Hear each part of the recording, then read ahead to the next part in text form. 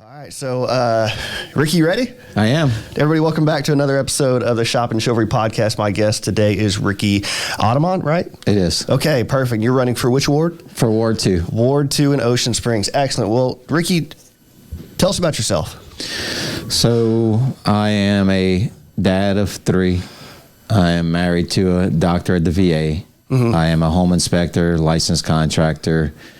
I'm a strong practicing Catholic, attend St. Al's weekly. Okay. And I love my community. Excellent. And are you from Ocean Springs originally? I'm not. I'm from Louisiana. Where at? Cutoff. Okay. And what brought you to Ocean Springs? I used to be in the retail business when I first got out of school, and it brought me to Ocean Springs in 1990, actually. Okay. And when I came, I thought I had actually missed where I lived, but I loved Ocean Springs so much I had actually gotten transferred back to Louisiana. And I said, no, I'm coming back. So I was only there for I only went back to Louisiana for a short period of time, and I've been here since. I got you. What draws you to Ocean Springs? Ocean Springs just has that I want to be there kind of atmosphere, you know? I mean, it's like when I first came here, when I was told that I was being transferred to Ocean Springs, a friend of mine from Homa and I drove down here, and we took Highway 90 all the way from here to Pascagoula, and we came back to Ocean Springs and kind of rode around a little bit. And Ocean Springs I don't even think you got to get out your car to realize that the community is so welcoming. Yeah, for sure. Now, when you made that drive back, did you go down Washington and all that? And yeah, we drove around the whole city. Excellent. So what stuck out to you? Well, back then when I first came, the downtown wasn't what it is now. But being able to live next to the water and be able to have the shopping that we have and the people here are so nice, and you know, I just feel like you can't ask for better than that. Yeah, I agree. Well, tell us about your ward. So Ward 2 is a little unique for our city. You know, Ward 2 encompasses all of the downtown, all of Front Beach, and part of East Beach from Weeks Bayou to Holcomb Boulevard. Okay, excellent. So that includes the downtown area, right? It does. You did mention that. Okay, excellent. So you've been an alderman for how many years now? I'm ending my first term, so 4 years. Okay, excellent. Well, tell us about your first term. So I was on the planning commission for 10 years. Okay. And so going through I was on zoning and adjustments prior to that, and then I was on planning. And going through planning, I mean, you really learn a lot about city ordinances, subdivision regs, and you learn a lot about the city. And I guess my job as a home inspector, I'm around the city, all the streets across the whole Gulf Coast, but I'm really familiar with the streets in our city. And so when I had ran like 2 terms ago against Chick Cody in Ward 3. I used to live in Ward 3. And Chick Cody had been in Alderman before. He was out for a little bit, then he came back and I was defeated. And after that, I said, you know, I was gonna do it again. You know, I think it takes people to see the ambition of people getting out there, and even if you don't make it the first time, don't give up. Right. You know, I mean, right. There's always an opportunity that you're gonna be able to serve. If your mission is to serve the community, I think you would get there, you know, through hard work. I love that. That's awesome. And so when my ward, I lived in Ward 2 now, and when Ward 2 came available and Matt McDonald was going through the transition of taking over the Coliseum, or he had already taken over the Coliseum, I had made up my mind then that I was gonna try and put my faith up against running in Ward 2 again. And I was very fortunate enough to be able to get that. But I can say that becoming a public official is not as easy as people think it is. Yeah, there's a lot of talk is cheap. You know, a lot of people will I think pontificate about, you know, how they think. A word that I'm running into frustration with as I get older is should. Things should be this. It should happen like this, and it seems that a lot of people don't have the understanding of why it is the way it is, you know. And so people will maybe want to run and not fully understand how the city works because it is a system. You know what I mean? So I think a lot of people through a process will get upset about certain things that happen in the city, and so they make a decision that, well, I don't like that, so I'm gonna change that, so I want to run. But when you first get into office, your very first day, when you start getting phone calls from people about things that are outside of the realm of what you're used to dealing with, and then the other thing is when you become a city official, you have to learn who your people are you working with. So, what does Park and Recreation take care of? What does Public Works take care of? What does Human Resources take care of? Well, that's an easy one because everybody knows what Human Resources does. But as far as like, when you got so many moving parts, you gotta, it takes really one term to get settled in to learn all your departments, learn the what you need to know about the budget, the millage, the city facilities. I mean, it's a lot. You know? Yeah. Well, I can only imagine. I mean, well, why would you want to run for another term? Because I would imagine that you've dealt with, public scrutiny and putting yourself out there. I mean, it's hard to imagine why anybody would want to run as a city politician. I mean, so why do you continue to put yourself through this? I really enjoy it. Yeah. When I can honestly say that I feel like every person that has called me, I've responded to their phone call or answered it. If I've gotten an email, I respond to their emails. And I guess the bottom line is that there's just some things you can do and some things you can't do. And I think if you're honest with people and tell them that you can't do it, and that if it's something that has to be looked at for somewhere down the road, it's not necessarily kicking the bucket down the road. I mean, it's basically you got to running the city is just like your own personal household. If you can't afford to go out and buy a car in your budget, then same thing with the city. So we have to follow the same thing. Yeah, same concept. Yeah, for sure. Yeah. For sure. Well, you're running as a Republican? I am. Why? I feel like I'm very conservative. I feel like I'm for keeping the taxes as low as we can keep the taxes. I'm very strong on looking at the budget, making sure that the budget that's in place is a budget that is practical and not wasteful, and that it keeps our taxes down. I believe in religion and in schools and government. I believe that our job.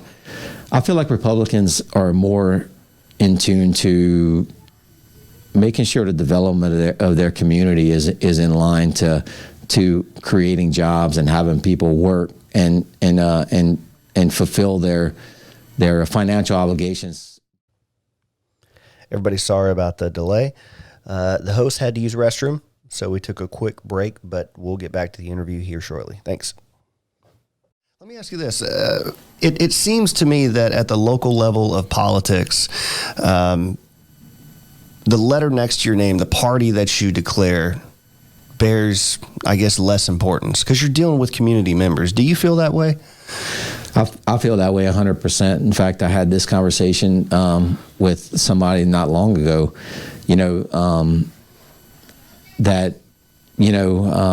it just seems like people are scared to represent themselves as far as like Republicans and or not Republicans, but Democrats and stuff in this race coming up because some people have qualified as independent, and it might be because they're in the middle of the road. I don't know. I'm not accusing them of what they do. I just think that people need to really realize that when it comes to local politics, there's really it's not about party. I mean, it's about unity and about progression of how the city progresses. Yeah. I feel the same way. And that's part of the reason I wanted to do this sort of expose of all of the local politicians, because I think oftentimes in people's busy lives, they see a yard sign or they see somebody running for office and they look to that letter in parentheses to the right of their name, say, as an indication of what you believe. Right. Or how you're going to behave. That is really a perversion of what is done at the national level, right? They say, okay, you're an R, so everything associated with Republicans is, well, that's you as well. Right. It's cheap. It's a cheap trick. So having this avenue here where you can kind of flesh out these ideas and kind of say like, no, that's kind of a fundamental belief I have of being a Republican, but at the local level, look, if the city needs it, the city needs it. Right. So, well, let's let's move on to a first topic here. Okay, so let's talk about executive session. I know in the previous 4 years in this administration, there's been a lot of use of executive session, but executive session is also a pretty normal thing. People go into executive session all the time, and there might be some critique as to if it was used properly or maybe abused or what have you. And you're on the Board of Aldermen, so I'm curious, what's your perspective on executive session? How was it used? I don't believe that we've ever abused executive session. Okay. I've only had a couple of things put on the executive session. That's because I've had a couple of lawsuits in my ward with some development. And but overall, I'm strong about speaking in front of the public. If there's something that needs to be said, if we can speak about it in public, I want to do that. But I do believe that no matter what people's beliefs are or what should be said in public, I do think that there's some things that need to be discussed amongst the aldermen and the mayor and the city attorney prior, and vet those things out prior to being in the public. What's an example? So obviously can't go into detail because that would be something that was in executive session, but just generally speaking, yeah. So examples would be like if you were going to talk about contracts. Let's just say like we were going through contracts for positions, for appointed positions, and that was something that we wanted to talk to, whether it was it was something directly toward that contractor. I gotcha. Okay. And sorry, go ahead. But the other thing is litigation is probably the most, and I wish today's society wasn't so litigious. It seems like nowadays you got to really be careful, what you say and what you do, because everybody wants to talk about, attorneys are going to do this and I'm going to seek legal counsel. And for us, when somebody approaches us or talks to us in conversation and says that they're going to see an attorney or something, at that point, they almost force us to go and talk in executive session because it is possible litigation. If there's a situation where you're going to face litigation, whether you're going into executive session or not, I mean, is there really a point in going into executive session? I mean, because it's kind of a paradox there, so you go into executive session to avoid litigation, but then the decision you make is going to be litigated anyway.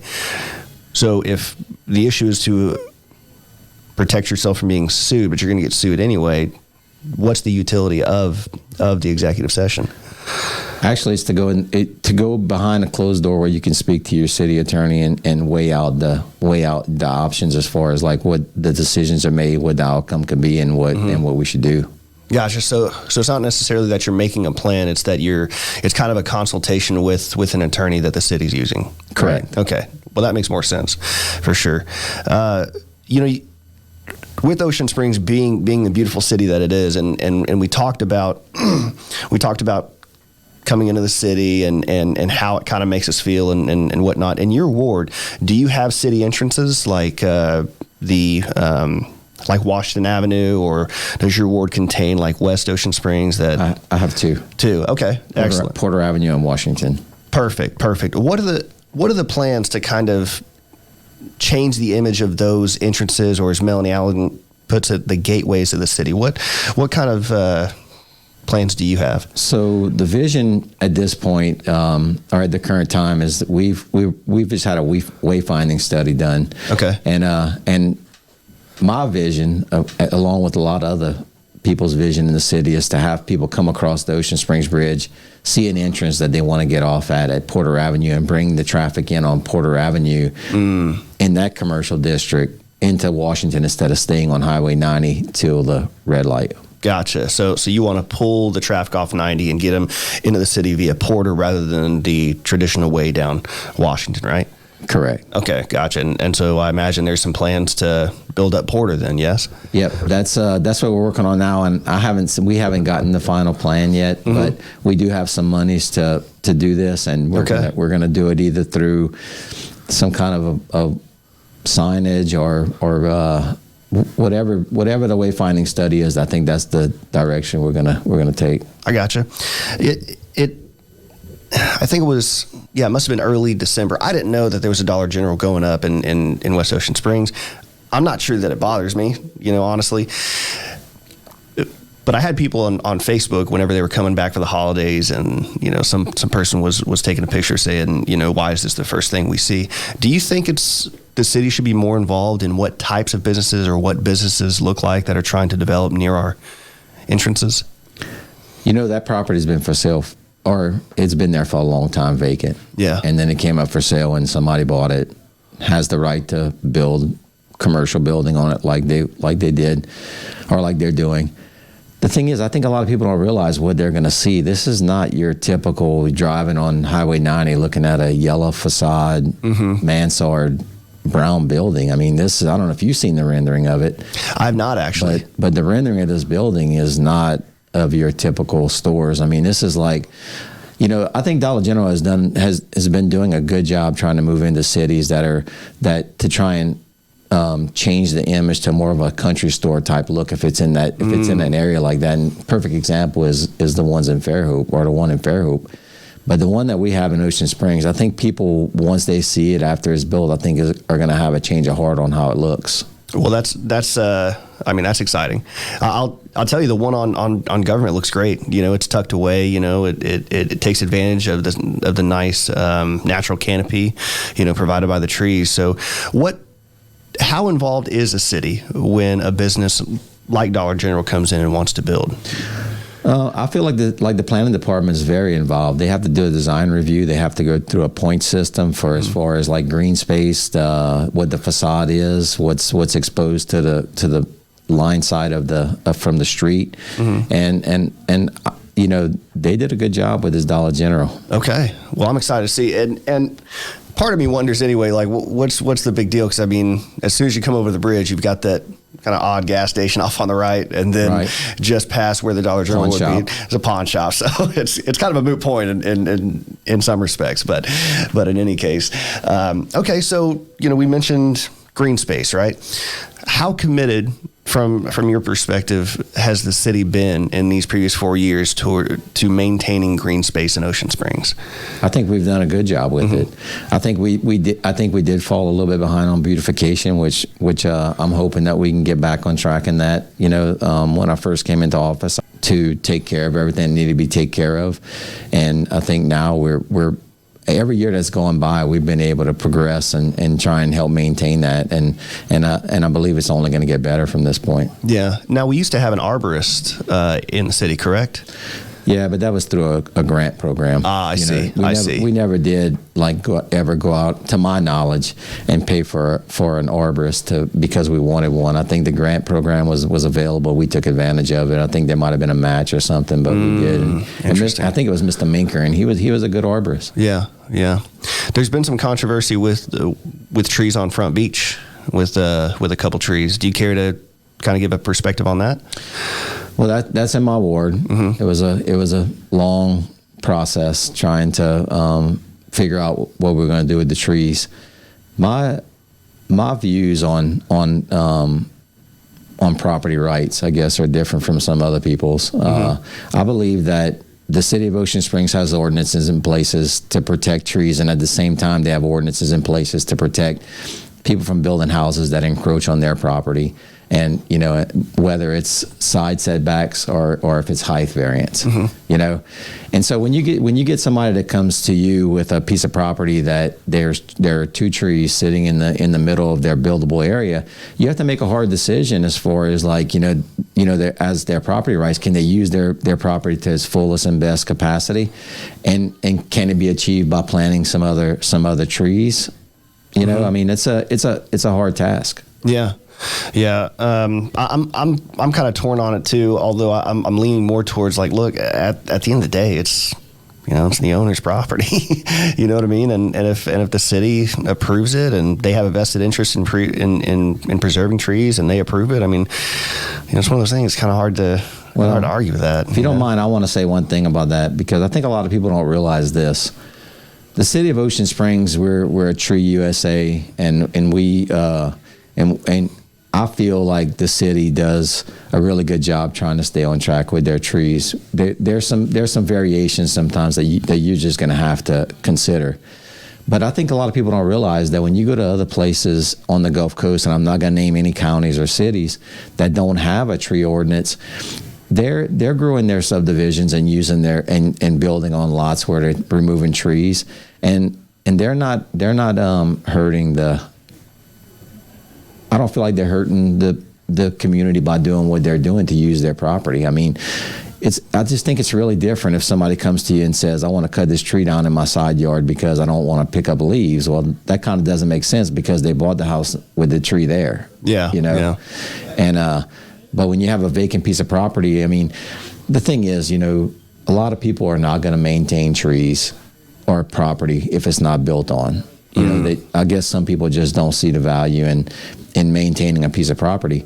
And through that period of time, you're gonna have seedlings and things like that fly on that property that tree might not have been there, and then somebody owns it. And let's just say a family owns a piece of property for 80 years and then never builds on it, and then their grandkids inherit it, or their son inherits a daughter, and then they want to build on it, and by that time, it's just from not maintaining a clean vacant lot. Yeah, they got a tree on it that hinders them from being able to use it for what it is. Yeah, fair enough. I mean, there's a bit of personal responsibility in that for sure. But so, what can the city do to better avoid controversial situations like that?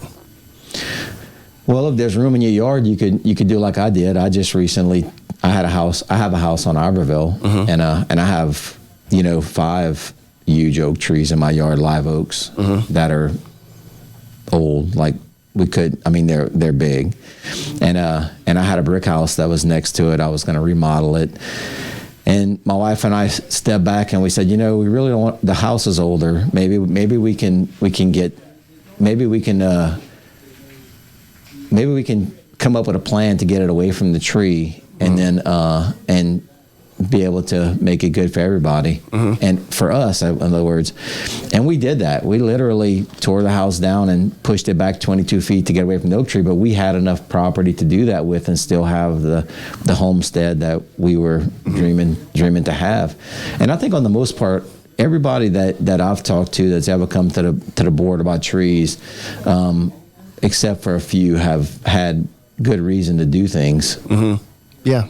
I mean, that makes sense. And again, I think, me personally, I think most people are rational.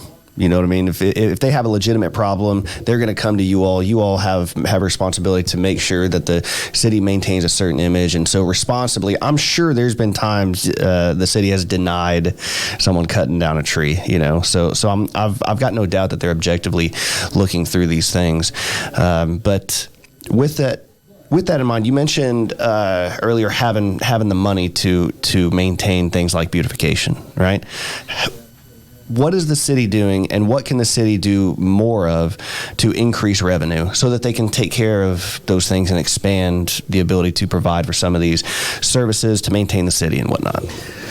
Well, our goal is to do it through sales tax, not through property tax. Okay. And that's another thing that a lot of people, I think, don't take into consideration, is that balancing act you have to do between trying to afford everybody what they want their city to look like, what they want their city to be, afford the quality of life mm-hmm.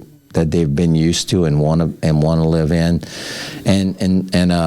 and I think that it has to be, we have a lot of property in our commercial district that can be grown to help do that. Okay. Where'd you have in mind?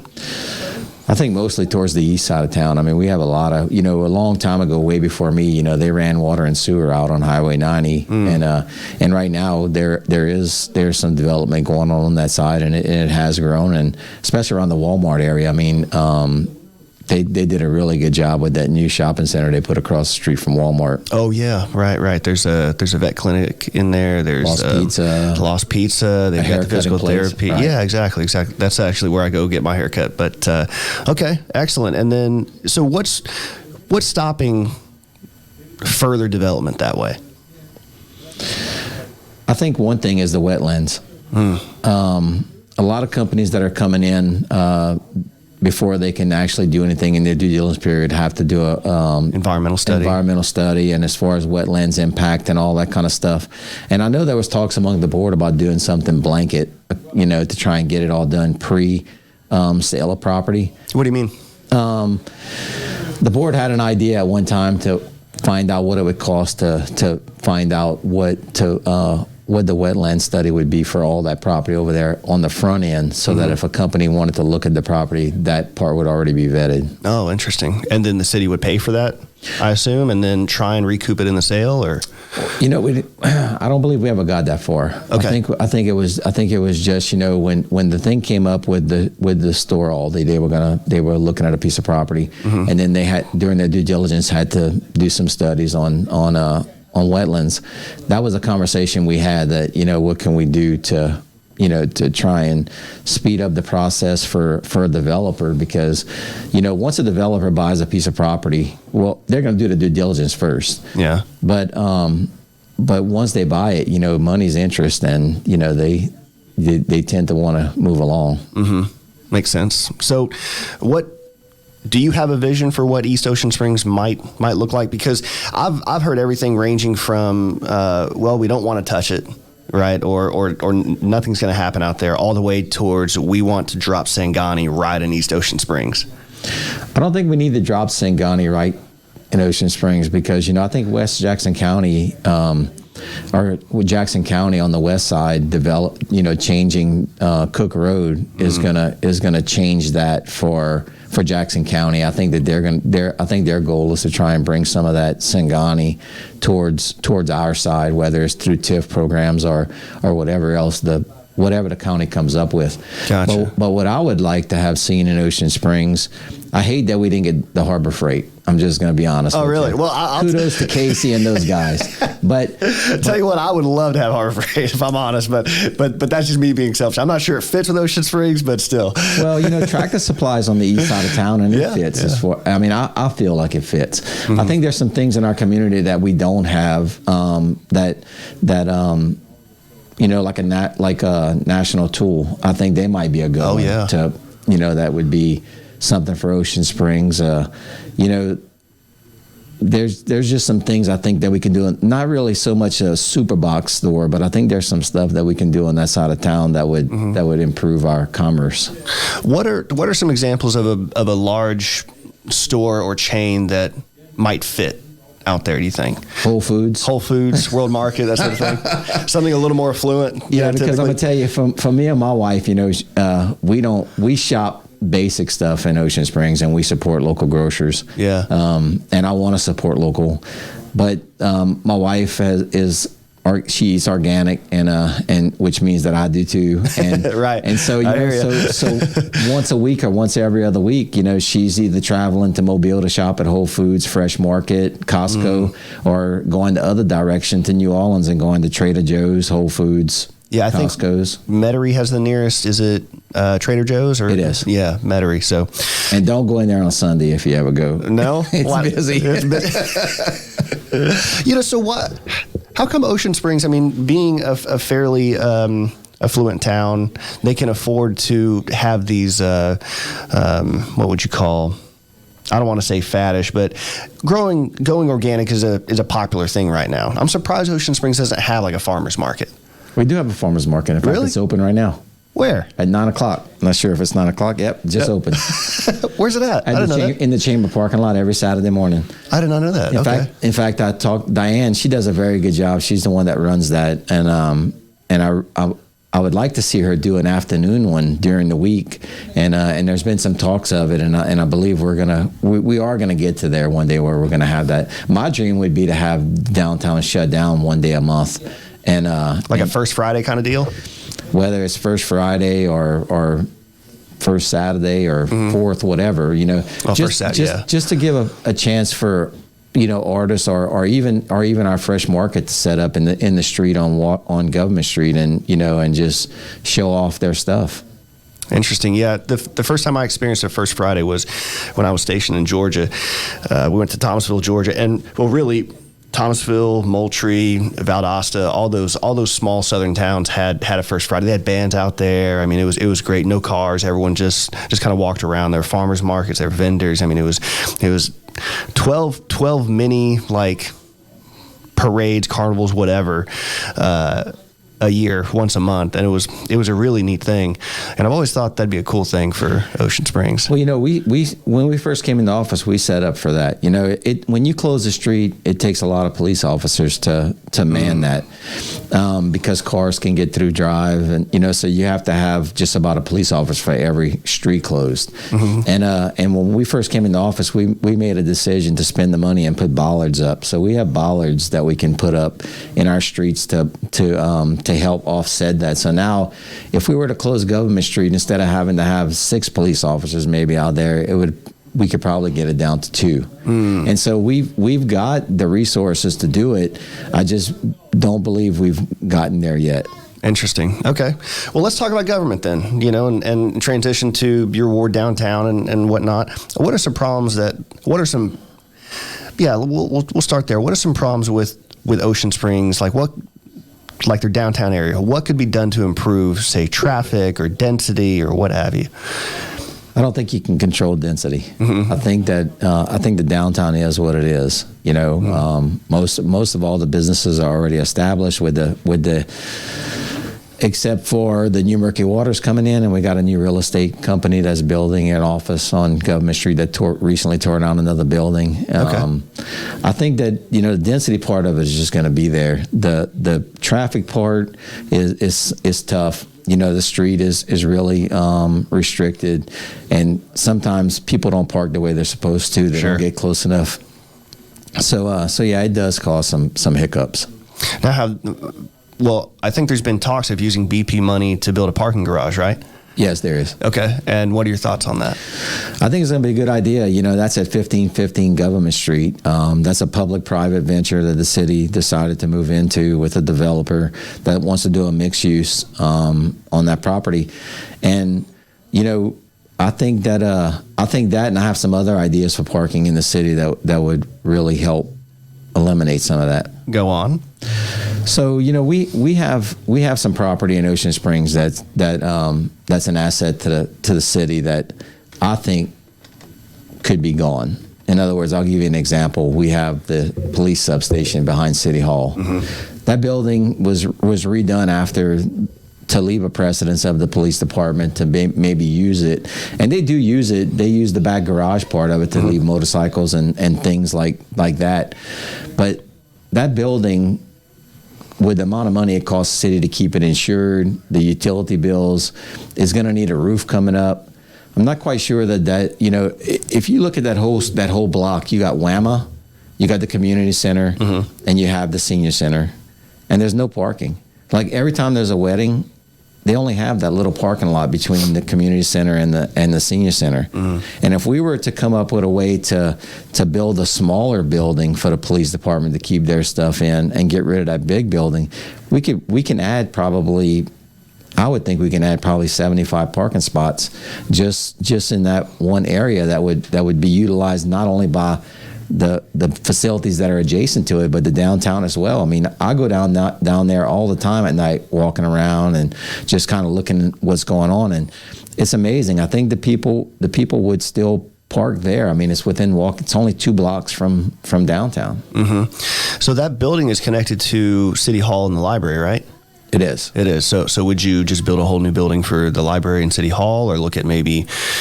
Because I think... well, City Hall's not attached to it. Oh, it's not. There's a walkway between it.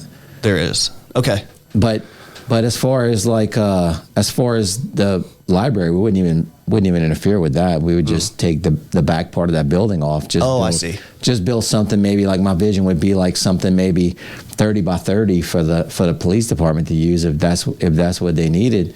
But that would open up that parking, and it would, because I get complaints from people that live on Washington Avenue. I think a lot of people are used to it now, because when people have weddings at the community center, or there's events at the senior center, they've gotten used to everybody parking all along Washington. But I think that would eliminate it. It would make those people that live in that vicinity happier.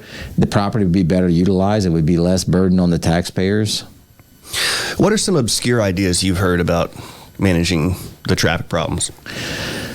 Traffic problems have been discussed for a long time in Ocean Springs.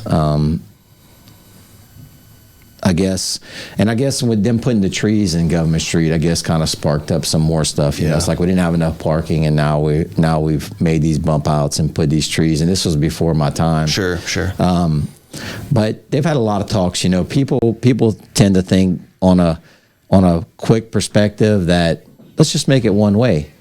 Well, they don't realize that the impact that one way would do to Government Street. I don't think they realize that there's residents that live on Bowen Avenue to the south, and on DeSoto on the other side is residents on the north side of that street as well. Mm-hmm. So when you make that a one way and people have to circle back and loop around to get to where they're going to, I don't think they really realize how much impact it would cause to the neighborhoods while trying to eliminate the traffic in the downtown. Yeah, I've thought about this and driven around there, and I can't imagine the residents being happy of the redirection to the south, and I don't see much room going to the north unless you get back on 90, and that just doesn't seem appealing at all. Right. To do that, because then you'd have to come down through MLK, I think, right? That would be the closest area. It would. So that seems like a tragedy. But I mean, what else can you do? I mean, part of me wonders if maybe certain times of the week you could restrict the driving, or I've even had somebody suggest, well, why not make it to where only golf carts can parallel park? Maybe that'll be something you could implement once you build a parking garage, you know, and that would make the roads a little wider. Right. Well, I think a lot of people don't know. I think a lot of people that visit the downtown are not from Ocean Springs on the weekend. I mean, yeah, that's 100% true. Yeah. And so, you know, we could probably do a better job. I know we can do a better job with parking signs, you know, like parking lots. I'm not sure, you know, we talked about with Mississippi Power or Southern Company about doing some apps where it can tell you on an app, you know, how many parking spaces are left, like these parking garages you go into that's a good idea. But we never really got too far with that neither. But I think a lot of people don't realize that the parking that we do have, like the fallow parking, you know, fallow pleasant parking lot, the one behind Quincy's on both sides. We have some parking lots that can be utilized, and on the weekend, I think they're starting to figure that out. Yeah. What do you think about pedestrian-only areas? There's cities, large cities around the country that have adopted city spaces that are pedestrian-only. So you can have bikes there or whatever, but there's no vehicles. It's only walking areas. I think Minneapolis has a large area like that. Is that something for Ocean Springs? Could that be used to solve some of the downtown problems? I think that once this parking garage comes into fruition, or if we can ever get if we can ever get everybody on the same spot to do something with that substation, I think we can move towards putting the bollards up maybe on a Friday afternoon when Public Works leaves for the day, and then picking them up on Monday morning and just not having any traffic from Washington all the way to Russell, you know, every weekend. What do business owners think about that? I think the hardest part from the business owner's perspective is getting deliveries from the food vendors, probably. Oh, you know, yeah, that's a good point. Because they come down that street. You know, I've had complaints from some of the shops and stuff, but it wasn't because of street closures as much as events that, you know, close the street, like cruising the coast and things like that. You know. Mm-hmm. Yeah. I teach air traffic control on Keesler, and I was an air traffic controller in the military, and so the tech school is here at Keesler. So everybody in the DoD goes through here, I think, except the Navy maybe. But in any case, if you talk about this area to an air traffic controller, they always mention downtown Ocean Springs. Right. It's a hot spot, you know. And of course, being on base, when new people come in, they always ask, where are the best schools? Where should I live? And everyone always says Ocean Springs, but obviously it comes at a cost. I say that to kind of maybe segue into, what is it that Ocean Springs do you think is known for, right? And are we at risk of losing that with the downtown morphing into this bar scene? I don't think we're at risk of losing it. I do have a lot of sympathy for the Moeller family. You know, we lost a big staple to our community. You know, there's a lot of history behind Tatonut, going back to Spudnut, and then I've been trying to, you know, I guess I never really had nobody explain to me how Tatonut had actually originated, and I've always known Tatonut for where they are. Yeah. But from a lifelong resident standpoint, you know, they've been in a few places. They started off as Spudnut, and I started reading about it and looking into it, and it's very interesting. And I hope and pray that the Moeller family and particularly Teresa finds her way back to that business, because I think she is downtown, and I think her business is one of them that helped build it. Now, the restaurants that are there and the bars, when somebody moves out, usually somebody moves back in. That pretty much stays the same. Most of what I've seen in the downtown is if a closed shop closes, a closed shop, you know, goes back in. I only have one instance where, well, you know, I had the bakery move from French Kiss move from the south part of Government to the north part on Washington, and then another person is attempting to do, or not attempting, but they are going to do a daiquiri type food facility where Marina Cottage was. I think they just opened, didn't they? Not yet. Not yet? Okay. No, we just had the grand opening for the daiquiri shop, Ocean Springs Daiquiri. Right. And those guys are wonderful people. You know, they're from, and it's interesting because I talked to him for the grand opening, you know, and they live towards the Jackson area or Hattiesburg, and you know they wanted a second home in Ocean Springs. They wanted a place to come down here and come and eat and drink and have a good time, be next to the water. And then next thing you know, he owns a business down here. So now he still has a home up there. This is their weekend home, and they have this. So I think Ocean Springs is, I mean, you know, and that's another controversial part that I've struggled with in my term and before my term, even in planning commission, you know, everybody against VRBOs in their neighborhoods and stuff. Oh yeah, right. And I feel like the city has some good ordinances in place to protect the citizens, because if somebody violates those ordinances, they can't get their permit to continue to do it. But I truly think that a lot of our people that move to Ocean Springs are experiencing real living, you know, situations. In other words, getting a VRBO for the weekend with their family and being in a neighborhood and interacting with people that live there, walking to the downtown. They're not finding Ocean Springs this. They're not falling in love with Ocean Springs by staying at the Motel 8 next to the interstate. I guess that's what I'm trying to say. Yeah. We actually did a sort of staycation one time. We got an Airbnb, and I brought my golf cart over, and because you gotta have a golf cart, right? Right. and so we did that, and it was just a different way to experience Ocean Springs. It was great.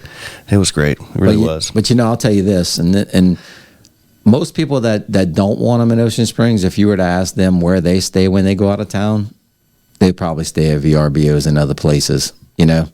And we've not had any problems with our VRBOs. We've had, before our ordinance was in place, we had one that was having some issues, and that's what sparked up the whole ordinance thing and everything. But since our ordinance has been in place, we have a lot of people that live there that do it real tastefully, and the people enjoy them. I mean, I have two on my street. Mm-hmm. Yeah, I think Mikey's on the bayou took advantage too. He built a few little spots out there. Yep. Oh, you're talking about Gills? Gills. Yep. That's right. Gills. And I look, said Mikey's, my bad. And I live right in front of there. So, okay. I mean, so when I ride my bike or drive my golf cart past there, there's always people staying in those little cottages. Yeah, for sure. And there's at least one or two that has a great view of the bayou. But so let's talk golf carts. Now, you were allowing golf carts to ride on roads in Ocean Springs. That was passed while you were an alderman, right? Right. That was our first year in office. So let's talk about that. Like, what was the impetus for that? Why did people want that? Why did you guys feel it was a thing to do? And then we'll talk about reflecting back on it. So as a home inspector, I do a lot of homes in Bay St. Louis. Okay. And Bay St. Louis was ahead of us on the golf cart ordinance. And when I'd go to Bay St. Louis to do inspections, I see people like riding by with families and grocery bags on the back of it, and and things like that. And so when I got in office, I said, has anybody ever thought about doing the golf carts in those springs? And they said, yeah, we've talked about it before, and never really got too far. They had a lot of people with concern and stuff. We made an effort to write an ordinance. We had Jeff Geis was the author of that for us, and it passed through the House Representatives, Senate, and then the committee, and here it is. It was there. Pascagoula was already, I think, on that wagon for golf carts, and I truly believe that you can't beat having golf carts to let people live in your community to be able to just stay on streets that they're supposed to be on, to be able to go do their stuff instead of wasting fuel and emissions and all that kind of stuff too. I mean, I'm not saying I'm super green, because I mean, as much as I'd like to be that way, I mean, I still burn gas and do everything else. Like, I don't. Yeah, we're just not there yet. Everybody else. Yeah, right. But I do think that the community, I mean, we have over 400 golf carts that are registered. Now, some people probably are. I mean, I've seen people trailering them on the weekend to come into the city. I've done that. And but I think it's done a lot for the community to be able to zip around, and especially on Saturday mornings, going to the farmers market, just zip in with your golf cart, get what you want, you go. I think it eliminates a certain percentage of parking. Now, that percentage I don't know, but I think it does. I think practically you can see that it does. I mean, just from the standpoint of like even a two-door coupe is much larger than a golf cart that holds 4 people. But you mentioned it being green, and I want to agree with you on that, and I do. And I'll say this: a lot of people don't think about what inefficiency cars are. Most people that go to work are riding in a car that's only using 25% or 20% of its efficiency. The average car is about 5 seats, and only one of them has a body in it. Right. And a golf cart is much smaller, and oftentimes, like, it's very rare that I see one person riding a golf cart. It's usually more than one person going downtown, but it certainly uses less fuel. I'm actually surprised that the green aspect of golf carts is not talked about more, because then you've also got, people buy electric golf carts too, which uses no fuel. You know what I mean? So I'm actually surprised it's not talked about. I just think that it's not there yet. Like you said, I don't think it's there yet. I think there's a lot of people that are mindful towards that. But I live behind Burger King. I was going to work the other day, and they had a golf cart in the drive-through at Burger King. No kidding. That's awesome. I see them in the Winn-Dixie parking lot. I see them, scooting around. I mean, I think that I think people like that sense of being in the outdoors and being in the in the sun and the wind and being able to go places. I think it's a big plus. If for nothing else, I'm glad we have golf carts, because now the police have golf carts, and that is just the most hilarious looking thing. Yeah, that's a nice golf cart they have. I know it is. We approved. They just have one. Yeah, they have one. Okay. And when it came in, I was like, wow, that's a nice golf cart. It's a pretty nice golf cart. When I saw, I was like, I couldn't imagine a high speed chase on a golf cart. But if it's going to happen, I'm glad it's going to happen in Ocean Springs. It's like anything else. You can't outrun a radio. You can do whatever you want, but you're not going to outrun the radio. Oh yeah, fair enough. But it's funny. You talk about parking. I think that, and I want to go back to this, and I wanted to say this earlier. I think that once we can get our parking figured out, whether it's through the parking garage or maybe the substation or whatever, we could probably get our downtown to where Government Street. I think we'd have a lot more success getting Government Street at one side, golf cart parking only, and car parking on the other side than we would trying to do one-way traffic. Interesting. Yeah. Well, back to parking. Let me ask you this. If we locate a parking garage in one area, right, and the intent is the majority of people would probably park there, how do you make it still as accessible, if not more accessible, for people that have a hard time walking? That would be something that we probably would have to take, like our fallow parking lot or something, or one of the other parking lots, and maybe put more handicap or handicap accessible parking spaces. But I will tell you this: people are creatures of habit, and before the parking garage fills up, they're going to find their way to the closest place first, and then they're going to work their way that way. I think the parking garage is going to become more of a. I think the parking garage is going to be totally utilized from the property itself for the people that stay there, shop there, or whatever that mixed use is going to be. But I think that for the downtown is going to be a lot of overflow too. Sure, that makes sense. And for large events, I mean, people are going to be thankful for it regardless. Right. You know? I don't think people are going to come to Ocean Springs and have parking spots available on Government Street and going to drive down and park in the parking garage. Right. Just to park in the parking garage. Sure. Is there a plan to charge for the parking garage? Not to my knowledge. Okay. And on charging for the parking garage, where do you stand on that? Well, if we're getting the money from the BP Restoration Act funds, then I don't know why we would need to charge people to park in a parking lot. That's a good point. Okay. Well, let's talk about growth, city growth. Okay. I've gotten feedback from people interested in annexing parts of Gulf Park Estates, extending up 57 on the west side all the way to include the shed. Of course, going up Washington as well, all the way to the interstate. Right.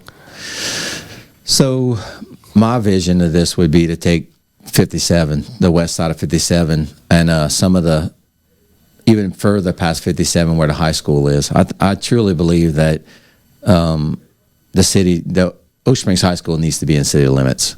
And that's something that I think we need to, and our soccer complex is not even in city limits, So, I mean, or it's not really just soccer, it's baseball, it's sports. Big complex. Mm-hmm. So, I mean, as being one of the cities on the coast that don't have any interstate, I mean, that would be an ideal situation for us. We need to get a hotel somewhere, either by the interstate for the city of Ocean Springs or even on Highway 90 at 57, because when people come here for soccer tournaments and everything, they're having to stay in other places.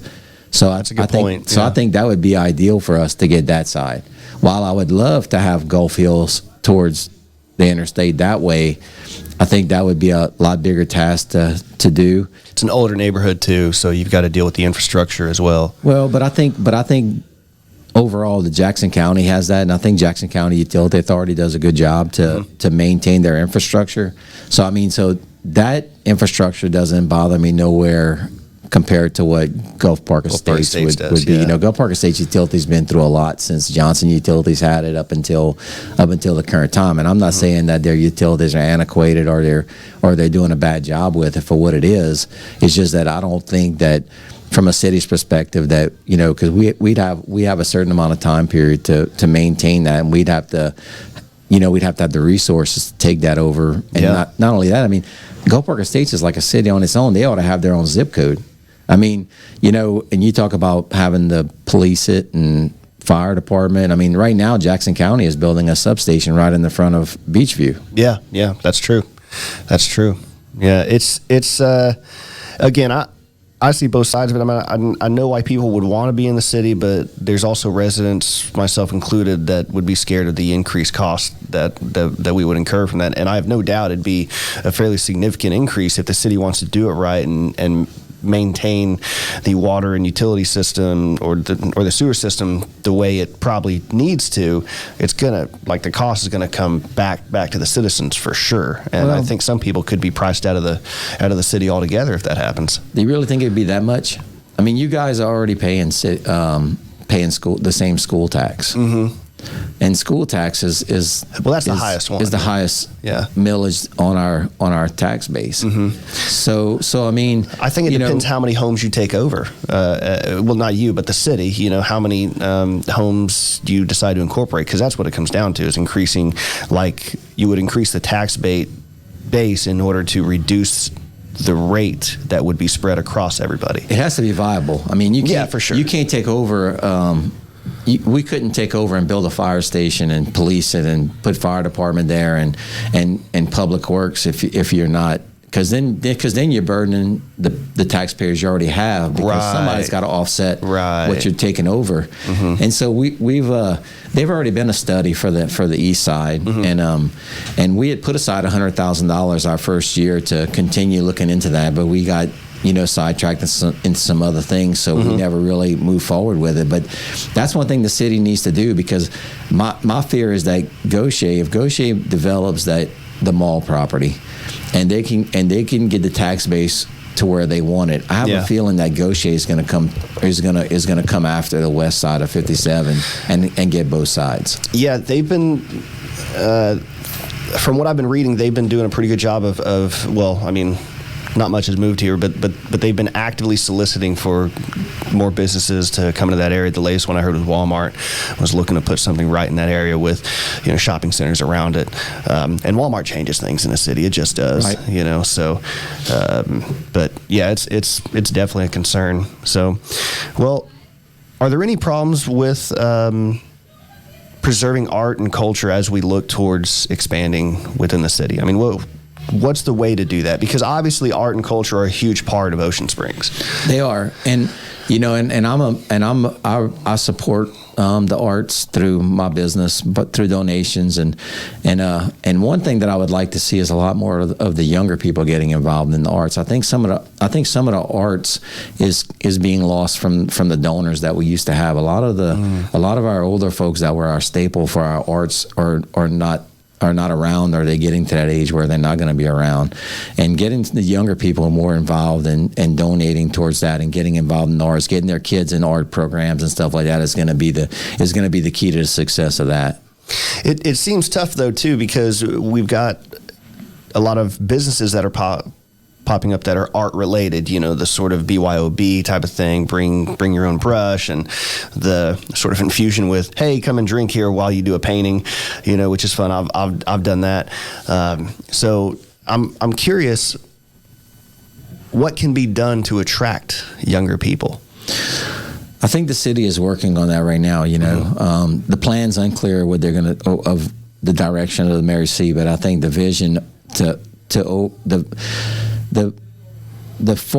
mission to be accomplished is that we have those kind of we bring back those classes and do that stuff to get the younger people involved. But I think people just need to be educated that arts and culture is the background of Ocean Springs, and any part that somebody can do to be a donor for that or to do anything to move that on is needed.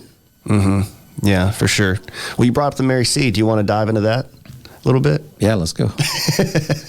So, obviously, it was a sort of local controversy that was pretty public. Went pretty public. What's your perspective on how the controversy with the Mary C. and the Friends went down? So, my perspective of what I would like to have seen, I was on the opposite side of a lot of that. Is that I would like to have seen that when they were having issues amongst the nonprofits, that they would have had a meeting or come together and figured out what it would have been to leave it for what it was. Whether we put somebody in there as an administrative assistant that would manage the building, and they would be the traffic controller for who uses the theater, or who uses this room or that room or whatever. I think there were some relationships that could have got salvaged if it was done different. I gotcha. What's the role of the city with the Mary C? Moving forward?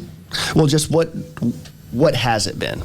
I guess we'll start there. So what it has been is that in the past, 20 years, they've had nonprofits in there that have been basically the administrator of the building. The city has basically given them $20,000 a year to maintain the building and do things, and then of course there's things that we still have to do outside of that.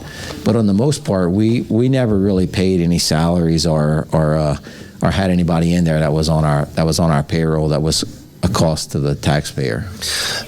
I read the Gulf Live article about it, and I thought it was fairly objective. And when I read how much the city, outside of what they were contractually and obligated to provide and what they had budgeted for, it seemed the city just kept having to give more and more money to the Mary C, which leads me to believe it wasn't profitable, right? It's not going to be profitable now. It's not? So how do you... I don't think so. I mean, You know, I mean, you take most city facilities we have are not profitable. Sure. You know, I mean, you take the Civic Center and the Community Center. I mean, you know, even in a time of non-COVID, I mean, they just don't really make a lot of money. You know, it's more of a it goes back to the quality of life thing. It's affording people the things that they want to be able to, the resources they want to be able to have in their communities. Yeah, I think a library is another good example. Like, yeah, because face it, the maintenance of that Mary C. building is an old building. Yeah, yeah. It's the maintenance on it is not going to go away. You know.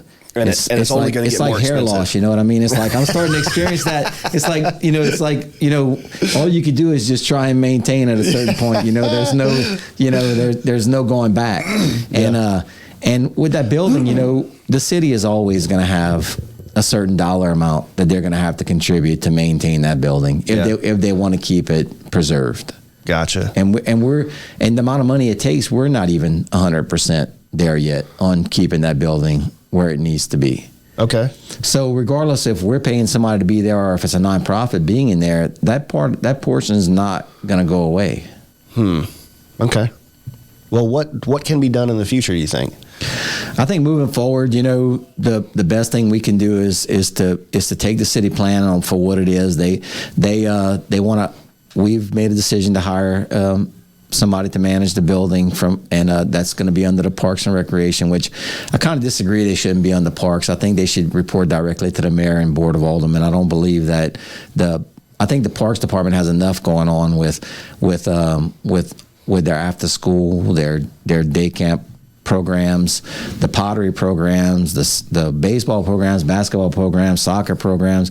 I mean, they just have a lot going on that I think we should find some. I think our mission would be to find somebody that has an art background and theater combined or somewhat that could bring those classrooms back into the Mary C. to have, you know, and it might be. My hopes would be that they can rekindle a relationship with the Friends of the Mary C., which is now called FACE. You know, put all that stuff behind us and let's just move forward. Because look, at the end of the day, it's all about one thing. It's about getting back to what the city of Ocean Springs is about. It's about arts and culture. It's not about personalities. It's not about who stepped on whose shoes or you know what I mean. I mean, it's really about let's get back to, let's not lose sight of the vision of what the building is, and it's an arts building. It doesn't matter who you are, you know, or what you bring to the table. If you know, and that's what I would like to see is everybody come back united and get that building where it was 6 months ago, where it was being used every day and they had people there every day, and you know, and I mean. It's a wonderful building, and it needs to be used as that. Agreed. Yeah. What's the advantage of having it fall under the mayor and the board of aldermen? The advantage would be that, for instance, like when we had Kate and we lost Kate, and I really hate that. I didn't get a chance to really have much of a relationship with her. But you know, when she needed stuff for the Mary C., she had to go to Stephen, which is the Parks, you know, director, and then he would have to come to us.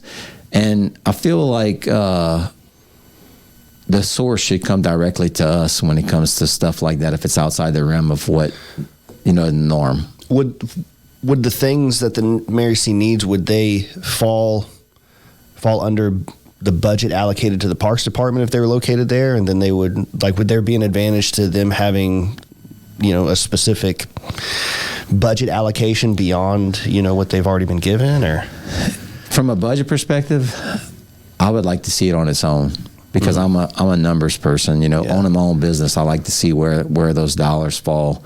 And so if you break that out of Parks and Recs and you take your overhead, you know, versus your income and all that kind of stuff, I think you can get a better picture as far as what goals you're having to work towards. Because look, regardless whether it's profitable or not, the goal is to make it break even. And the only way I feel like you can make something break even is if you're balancing that as an individual line item. Fair enough. That makes sense. Well, we've talked about a lot. I guess the last kind of gotcha moment I got to have is your position on Chick-fil-A.